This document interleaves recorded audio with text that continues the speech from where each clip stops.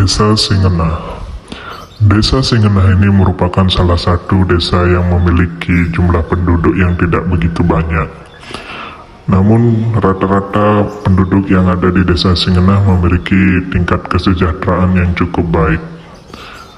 Rata-rata pekerjaan dari masyarakat desa Singenah ini hanyalah bercocok tanam sebagai seorang petani, maupun beberapa dari mereka mencoba untuk melakukan bisnis di peternakan. Nah, pada hari ini merupakan hari pengerupukan, di mana masyarakat sangat antusias untuk menonton pawai ogoh-ogoh.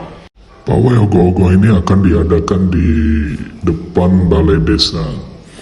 Jadi semua warga akan berkumpul untuk menonton langsung di areal balai desa yang sudah menjadi tempat biasa pawai ogoh-ogoh dilaksanakan. Ketika malam tiba, dua sekawan, Dimas dan Marco, bertemu di pertengahan jalan. Mereka berdua berjanji akan menonton pawai ogoh-ogoh bersama. Selain Dimas dan Marco, beberapa warga juga sudah terlihat begitu antusias untuk menonton ogoh-ogoh tersebut. Ketika Dimas dan Marco sedang bercengkrama, mereka tidak menyadari bahwa ada sesosok makhluk astral yang sedang mengintai mereka. Mereka terlihat begitu cuek dan jalan begitu saja tanpa menoleh kanan dan kiri. Namun sosok makhluk astral itu terus mengintai mereka. Jam pun sudah menunjukkan pukul 7 malam, dan gamelan ogoh-ogoh pun sudah terdengar dari kejauhan. Marco dan Dimas sesegera mungkin berusaha untuk sampai di tempat pawai ogoh-ogoh tersebut. Tidak hanya mereka berdua, ada banyak masyarakat yang antusias banget untuk menonton pawai ogoh-ogoh ini yang diselenggarakan hanya setahun sekali. Laki-laki, wanita, tua dan muda berkumpul bersama menonton keseruan dari ogoh-ogoh ini. Ada beberapa atraksi-atraksi ogoh-ogoh yang terlihat. Bahkan sorak-sorai dari masyarakat benar-benar menggema ketika malam itu. Ogoh-ogoh ini dipawaikan oleh dari masing-masing banjar yang ada di desa ini. Bahkan ada juga beberapa dari ogoh-ogoh penggembira yang dibuat oleh masyarakat setempat. Tidak hanya orang dewasa yang mengarak ogoh-ogoh, anak-anak pun ikut mengarak ogoh-ogoh dan menikmati betapa indahnya festival ogoh-ogoh ini. Festival ogoh-ogoh ini berlangsung cukup lama. Selain ogoh-ogoh, beberapa banjar juga menyajikan tari-tarian sehingga masyarakat benar-benar terhibur oleh festival ogoh-ogoh ini. Hingga akhirnya ogoh-ogoh yang sangat dinanti-nantikan oleh masyarakat akhirnya muncul, yaitu ogoh-ogoh Banjar Tainsiat. Ogoh-ogoh ini merupakan ogoh-ogoh yang selalu ditunggu-tunggu oleh masyarakat karena selalu memberikan gerakan-gerakan yang di luar dari ogoh-ogoh yang biasa dibuat oleh banjar-banjar yang lain. Suasana horor mulai menyelimuti desa Singenah setelah upacara atau acara pengerupukan ini. Masyarakat yang tadinya menonton ogoh-ogoh atau pawai ogoh-ogoh ini tidak langsung pulang ke rumah masing-masing, melainkan mereka masih berada di jalan raya dan menikmati hari-hari sebelum nyepi. Ketika masyarakat sudah mulai bubar untuk kembali ke rumah masing-masing, sosok astral itu mulai muncul lagi. Kali ini salah satu dari sosok itu terlihat seperti ogoh-ogoh yang diarak oleh Banjar Tainsiat. Selain sosok ogoh-ogoh Tainsiat, terlihat juga 3 anak muda yang dikejar oleh sosok astral dari arah yang berlawanan. Di tengah hutan, para makhluk-makhluk astral ini berkumpul. Mereka menari dan melompat-lompat ke sana kemari, seakan mereka sangat menikmati hari tersebut. Bahkan beberapa dari mereka terlihat sedang merencanakan sesuatu. Benar saja, salah satu dari mereka sudah mulai mengganggu salah satu warga, yaitu Sudi. Sudi lari tunggang-langgang masuk ke dalam rumah karena dikejar oleh sesosok celulut. Di saat yang tepat, ayah dan kakaknya pun tiba.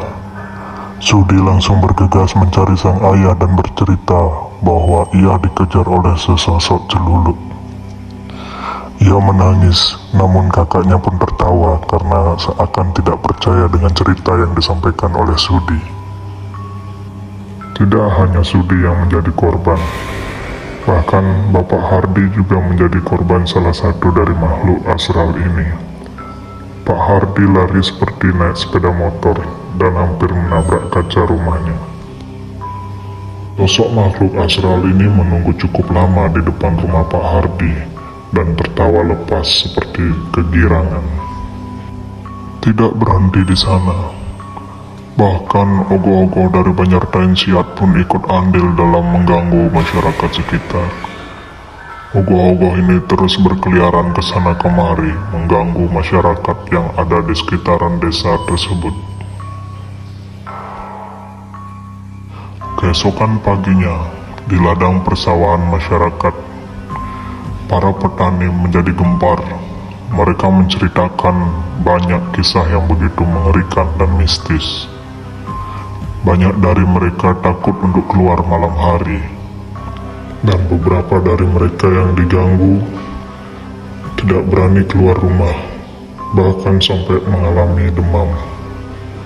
Rasa takut terus menghantui masyarakat desa di sini.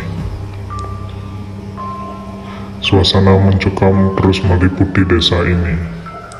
Desa yang merupakan desa yang tenang kini berubah menjadi desa yang kacau.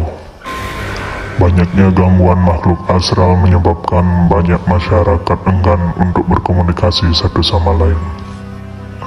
Hingga malam pun tiba, dua bersaudara, Marco dan Dimas, pulang ke rumahnya. Namun sesampainya di rumah, ia dihadang oleh ogoh-ogoh Banjartain Siat yang hidup. Awalnya mereka tidak sadar bahwa itu adalah sosok makhluk astral, hingga akhirnya mereka menyadari dan langsung lari.